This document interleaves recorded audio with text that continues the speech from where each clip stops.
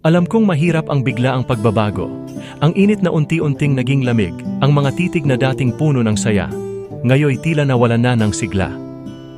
Hindi madaling tanggapin na ang dating matibay na pag-ibig ay ngayoy pinanghihinaan ng loob. Ngunit minsan, sa buhay at sa pagmamahal, may mga bagay na hindi natin kayang ipilit, gaano man natin ito gustuhin. Kung ang puso mo'y hindi na makadama ng parehong sigla, sana'y may tapang kang sabihin ang totoo. Sapagkat mas masakit ang manatili sa isang relasyon na wala ng pag-asa kaysa sa magpaalam ng may respeto at katapatan. Sa kabilang banda, kung may natitira pang puwang para sa muling pag-aayos, sana'y bigyan ng pagkakataon ang pag-ibig na minsang nagpatibok sa inyong puso. Dahil minsan, ang tunay na pagmamahal ay hindi sa kung paano ito nagsimula, kundi kung paano ninyo ito pinipiling ipaglaban kahit na mahirap.